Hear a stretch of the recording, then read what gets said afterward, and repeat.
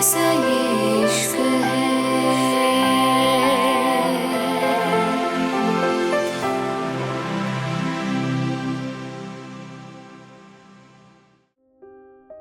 Italy.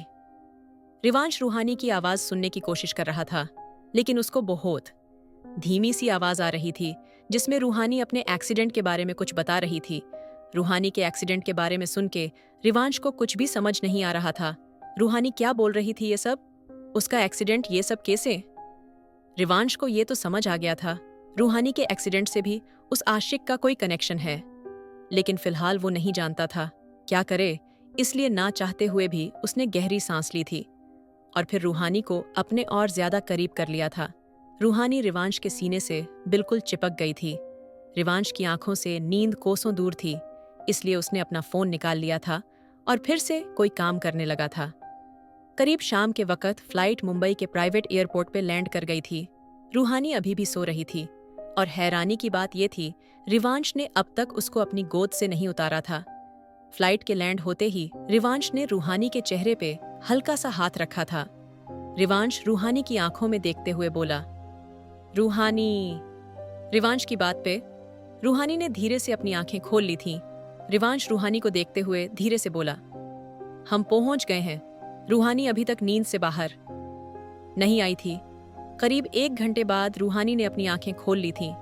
उसने आसपास देखा तो उसकी नजर अपने सामने पड़ी थी, जहां हया और रुद्राक्ष उसको देख रहे थे। और फिर अचानक से उसने रिवांश को देखा था। रिवांश उसके इतना करीब कैसे था? और फिर उसको एहसास हुआ था वो रिवांश की गोद में थी और इस वक्त हया और रुद्राक्ष उसको जी देख रहे थे। रूहानी ने जल्दी से उठकर रिवांश को देखा था और अपना सर झुका लिया था।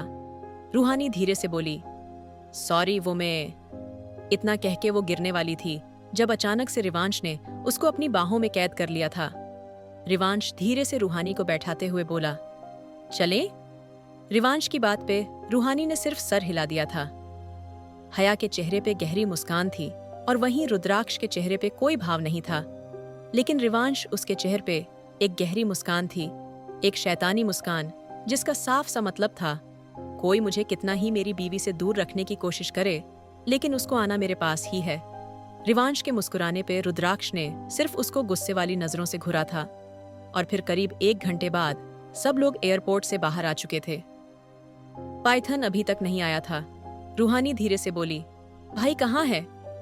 रूहानी की बात पे रिवांश उसको बैठने का इशारा करते हुए बोला, मॉम आप रूहानी को लेके जाइए, मैं और डेड आ रहे हैं। इतना कह के रिवांश चला गया था और हया रूहानी को देख रही थी, जो किसी गहरी सोच में गुम थी। हया रूहानी को देखते हुए धीरे से बोली, रूहानी क्या हुआ बेटा, कुछ परेशान हो? हया की बात पे रूहानी धीरे से बोली, aunty I am really sorry, मैं आपकी फैमिली की पर्सनल बातों में घुस रही हूँ, लेकिन क्या मैं आपसे एक सवाल पूछ सकती हूँ? रूहानी की बात पे हया उसके हाथ पे हाथ रखते हुए बोली, तुम हमारी फैमिली हो रूहानी, तुम्हें जो कहना है तुम बेझिझक कह सकती हो, बताओ क्या हुआ? हया की बात पे रूहानी धीरे से बोली, आंटी क्या रिवांश की शादी हो चुकी है? नहीं, मेरा मतलब है रिवांश अपनी बीवी की बात करता है, लेकिन मैंने कभी उसका फोटो नहीं देखा। मैंने आप लोगों को उसके बारे में बात करते नहीं सुना और लगता भी नहीं जैसे रिवांश की शादी हो गई हो। आप प्लीज गलत मत समझना, मैं सिर्फ पूछ रही हूँ। रूहानी नजरें झुकाते हुए बोली। तो हया धीरे से बोली, नहीं रूहानी, इसमें कुछ गलत नहीं है और रिवांश की बीवी है, लेकिन बेटा वो रिवांश से नाराज है, इसलिए हमारे साथ नहीं है। हमें उम्मीद है वो जल्द अपने घर अपने परिवार के पास वापस आ जाएगी। हया की बात से रूहानी के अंदर कुछ टूट सा गया था। आखिर ऐसा कैसे हो सकता था?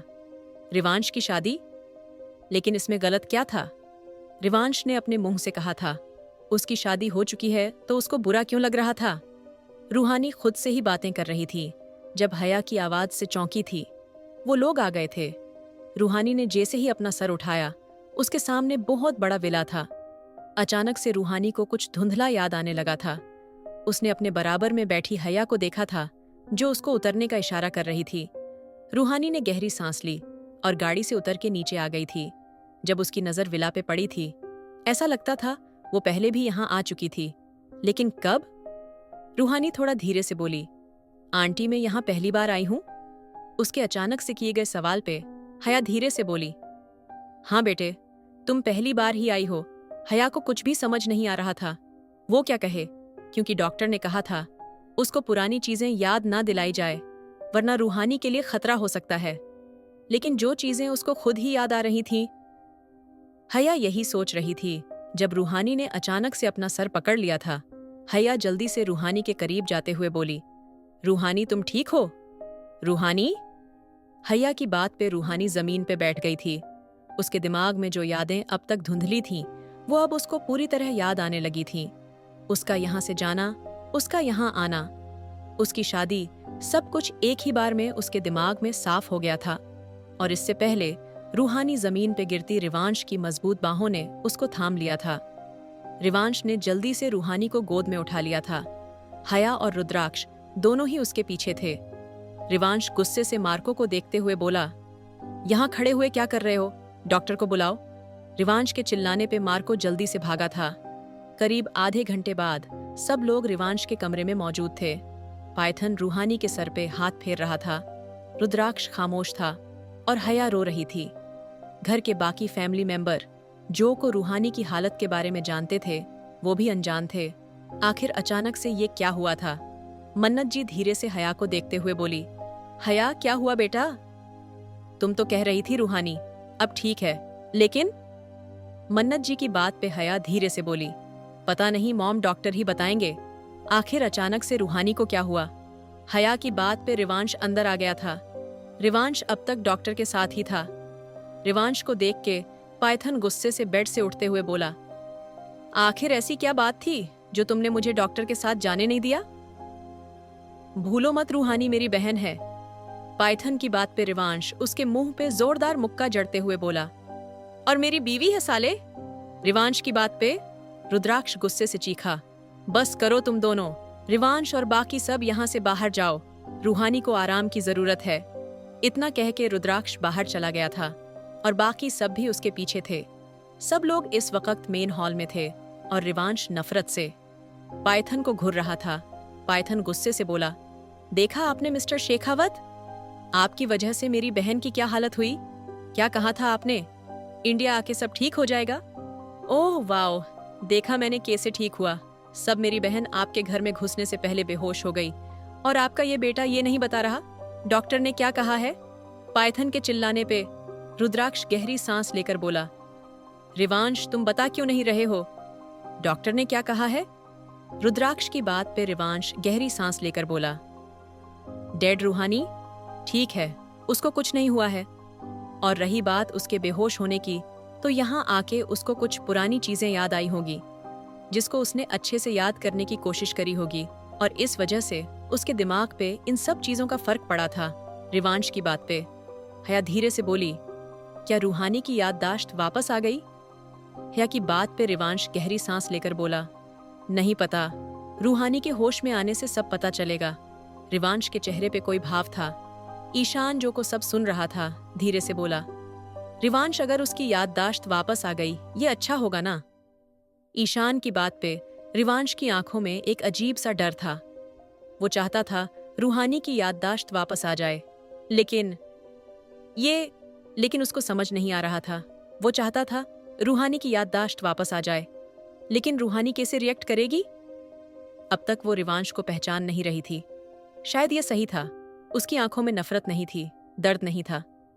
लेकिन जब वो सब याद करके रिवांश को देखेगी, क्या उसकी आंखों में अपनापन होगा? रिवांश इसी सोच में था जब एक सर्वेंट जल्दी से बोला, सर, मेम को होश आ गया है। और उसकी बात पे सब लोग रूहानी के रूम की तरफ भागे थे, लेकिन रिवांश वो अभी भी वहीं था। ऐसा लगता था जैसे वो वहीं रुक गया हो। वो बिल्कुल खामोश था। उसकी हिम्मत नहीं थी रूहानी से नजरें मिलाने की। अगर उसको सब याद आ गया होगा? यही सोच के रिवांश ने रूहानी के रूम की डायरेक्शन में देखा था। आखिर क्या होगा अब? क्या आ चुकी है रूहानी की याददाश्त वापस? कैसे रिएक्ट करेगी अब रूहानी? जानने के लिए सुनिए married to cold hearted billionaire. दोस्तों, अगर आपको ये वीडियो पसंद आई हो तो प्लीज लाइक जरूर कर देना। मैं सच में देख रही हूँ कि आप सब वीडियो पूरी देखते हो, कहानी एंजॉय भी करते हो, पर लाइक और शेयर बहुत कम करते हो। थोड़ा सा सपोर्ट दिखाया करो यार। एक लाइक, एक शेयर मेरे लिए सच में बहुत बड़ी बात होती है। आपके छोटे से क्लिक से ही वीडियो आगे बढ़ती है, पहुंची है और मुझे भी और अच्छा कंटेंट बनाने का हौसला मिलता है। तो इस बार लाइक करना मत भूलना, ठीक है? और अगर आप चैनल पर नए हो, पहली बार आए हो, तो सब्सक्राइब जरूर कर लेना, क्योंकि जो आने वाले एपिसोड है ना, वो इससे भी ज्यादा मजेदार, ज्यादा इंटेंस और दिल को पकड़ लेने वाले हैं। बेल आइकॉन दबा देना ताकि कोई भी नया पार्ट आपके बिना निकले ही नहीं। कमेंट्स में अपनी राय लिखकर जरूर जाना। आपका एक छोटा सा कमेंट भी मेरे लिए बहुत कीमती होता है। उसी से पता चलता है कि आपको क्या पसंद आ रहा है और क्या नहीं। और हाँ, वीडियो को अपने दोस्तों और फैमिली के साथ शेयर भी कर दो। कहानी अच्छी लगे तो उसे अकेला मत देखो, दूसरों को भी सुनने दो। प्यार बांटने से बढ़ता है। महत्वपूर्ण बात, इस वीडियो की कहानी, वॉइस ओवर, आवाज, नैरेशन सब कुछ कॉपीराइट के तहत सुरक्षित है। इसे कहीं और अपलोड करना, कॉपी करना, एडिट करना या दोबारा पोस्ट करना बिल्कुल मना है। ये पूरा कंटेंट अर्ली बर्ड की अपनी मेहनत और मौलिक रचना है। अगले एपिसोड में आपसे फिर मुलाकात होगी। तब तक अपना ख्याल रखना, खुश रहना और चैनल को सपोर्ट करते रहना। आप सबको ढेर सारा प्यार और धन्यवाद।